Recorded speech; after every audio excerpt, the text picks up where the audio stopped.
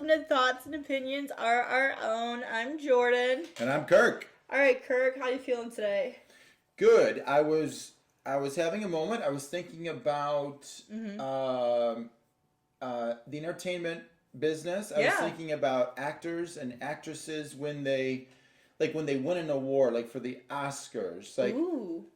Was that what was different in that role compared to the other 57 roles that they've done, whether Sure. TV or movies, or if they win an Emmy for TV, Oscars for movies. So do you have like an actress or an actor that you're like, wow, she or he, they were really operating, they were in the zone, they were operating in their wheelhouse. That's good. And something that really sticks out, that really was one of their best performances. Throwing out some good words. Well, try. Okay. I immediately thought of Emma Roberts. Sure. She's been in a couple of different things. I've kind of grown up with her. But I think of recently, more like 4 years ago, she was in Scream Queens.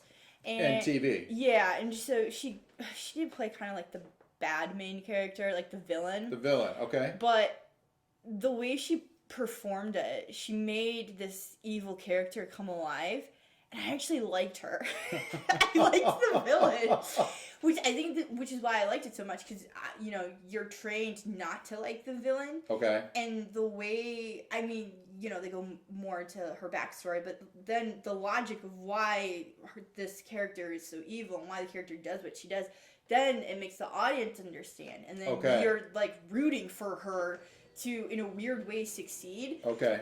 So I remember Emma Roberts really brought Chanel Oberlin to life. Chanel Oberlin. Yeah. In Scream Queens. She came alive, and I was really excited for season 2, but it disappointed me, and then there was no season 3, so I only got season 1. So season 1 was better than season 2. There was no season 3. There was no season 3. But you really liked her in that, and you've seen her in other roles, but you didn't feel like it was as good as Scream Queens. Yeah, she played her, like you said, her wheelhouse. She was totally in her wheelhouse.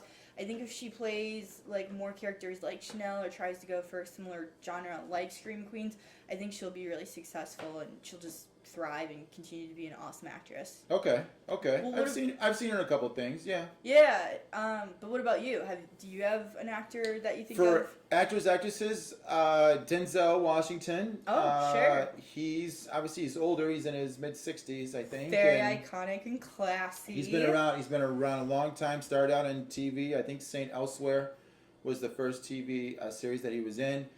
And then he gradually, transitioned into movies and film, and he's won 2 Oscars, one for Best Supporting Role in Glory, the Civil War. Denzel in Glory. There you go, the Civil War film, and then in Training Day in the early 2000s. Yeah. Now, I actually, my opinion, I actually thought his best role was in a film called Malcolm X. He played Malcolm X. In the early 1990s. Yeah. And he was nominated, but he didn't win the Oscar. But I thought the way... For real? Yes. How the way... rude. Well, The audacity of the Academy. If I'm on the Academy, if I'm a member of the Academy and I get a vote, sure, I'm going to give him the Oscar for Malcolm X, and as much as I like him, maybe not for Training Day. I think Al Pacino was the one who won it the year Denzel was up for Malcolm X, and I like Al Pacino. He's a good actor. Yeah. I just felt like Denzel was way better than Al Pacino. So I like Denzel. He's got a full body of work. Again, TV, mostly films. Yeah. Supporting actor and as a lead actor. And with Malcolm X, he made me I don't know a lot about him. I think maybe he was originally from Michigan, and then he... but I didn't know. Yeah, I didn't know the whole history there. So I actually started Googling Malcolm X and watching some of his speeches, and that's awesome. And I just felt his acting made you do that. Correct. Wow. Correct. And I know Spike Lee was the movie director. So I've watched some other Spike Lee films, and he and Denzel have worked on a number of films together. But I really felt like Denzel, that role was perfect for him. Yeah. In that film, and I felt like he definitely should have won the Oscar for that. Okay, now I have to watch that movie. Well, there you go. I'll give you a heads up. It's it's like 3 hours. What? That's like the Titanic. It's like the Titanic, yes. So Yeah, you really got to be committed. You know, I mean, you can break it up. And, Scream Queens, if I watch Scream Queens, it's what? It's 2 seasons, you said? Well, I could probably not. Season 1. Stick with season 1. Season 1, Season 1, you can't go wrong. Can't go wrong with season 1. All right, well, thanks for the heads up. It is a little dark, but... Oh, gosh. Well, all right, now, moving it to more of a personal note, yes, you know, we liked Emma Roberts and Denzel in those roles. Yeah. Do we feel like we are... like in our job choices and our career paths, like as a society, or you and I? You and I, and our listeners, do you and I feel like, let's talk about, are we in the zone as again, as the workers as you know, the places that we are employed? Do we feel like we're in the, you know, are we operating in our wheelhouse? Mm-hmm. Is there maybe in the past, is there a job, is there a moment in time where you're like, I had this job at this time, and I really learned a lot, or I enjoyed going to work. I wasn't just going through the motions. I wasn't just collecting a paycheck, but like but it was like this job was like there was a reason why I was there, and I really felt like almost like destiny. Like I had to be at this job at this particular place and time. What do you think? Okay. Well, just like thinking recently, my life could have gone a few different ways, and a few years ago, I really wanted to be a flight attendant. Sure. And there were these 3 interviews where I would actually like go to the so it looked like and it felt like I was gonna become a flight attendant, and unfortunately I did not get those jobs. Okay. But then the current job I'm in now, I am in the medical world. I feel like every door and opportunity that's presented itself to me in the medical world just keeps opening. And I keep making more connections, and I keep networking with people I never really thought of. So last year I took a hard, good look at myself and life and realized I should probably focus more on that. I do feel like I'm meant to help people, whether it's physically, mentally, emotionally, spiritually, financially. I have no idea. But I know that I do feel like I'm supposed to help people. And just, you know, with the pandemic and everything, if I had been a flight attendant, I would have for sure been laid off, lost my job, because the whole flight industry now is failing. But the job I'm at we're actually thriving. So I definitely do feel like I am in the wheelhouse and I can get better.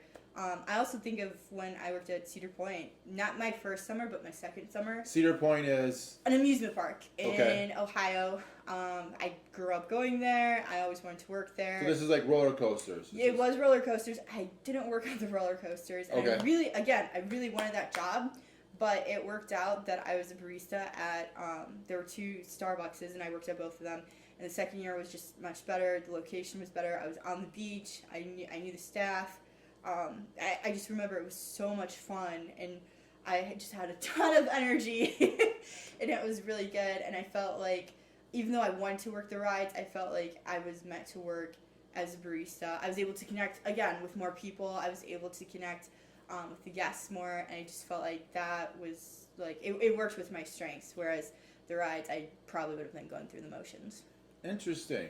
Okay, so currently the job that you have now in the medical field, and also a few years ago, Cedar Point. It was a summer job then.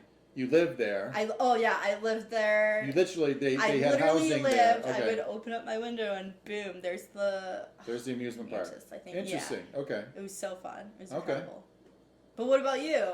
I mean, you're older. You've had more experiences. You've done a lot with teaching, coaching, athletics, education. Yes, I started coaching tennis at a high school back in 1995, and it came very natural to me.